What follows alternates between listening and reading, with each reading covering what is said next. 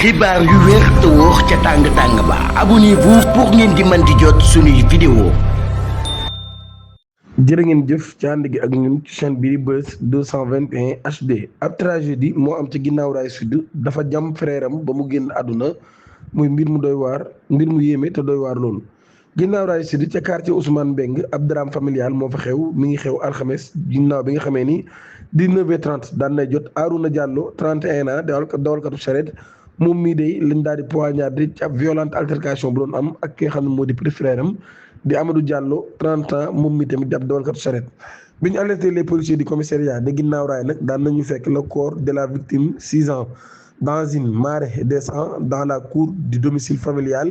ginnaaw ba nag daal mu nga xam ne moo def lu nu mel dafa daal dew suspect bi daan nañ ko interpellé fu soriwul dara stade Alassane Djigo lors de son audition nag daan nañ xam ne ni moom mi moo daal di jëm paaka ki nga xam ne moo di frère am daal di xam ne daf koo def ngir daal di riposte ci ab attaque physique boo xam ni frère am daf koo def daal koy jëmale ci kawam ginnaaw ab xeex boo xam ne dañ ko doon amal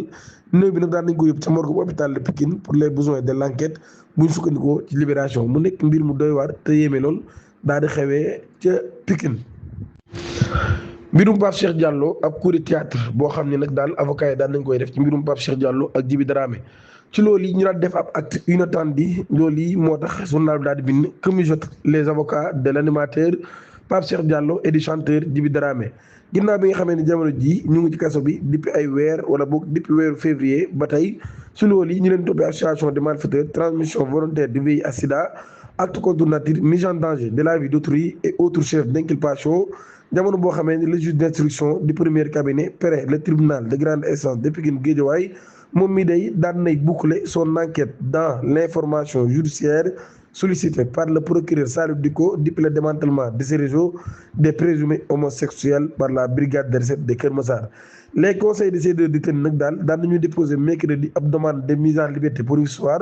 bu ñu sukkandikoo ci ay sources yu Seneweb d'après nos sources autorisées Pape Cheikh Diallo ak ñi mu àndal ci boppam nag daal war nañu fixer ci seen sort sur 7 semaines parce que leur mandat de dépôt daan na expiré week-end bii ñu génn sauf changement de programme après le réquisitoire définitif du parquet. Ces détenus peuvent être renvoyés devant une juridiction pour jugement ou obtenir un non-lieu maanaam kon loolu yi day mën na leen ginnaaw réquisitoire boobee mën na leen yónni ci ab juge ci benn juridiction ñu daal leen di àtte wala boog ñu daal leen defal ab non-lieu. yaa ngeen abonné activer cloche notification bi te aimé vidéo bi.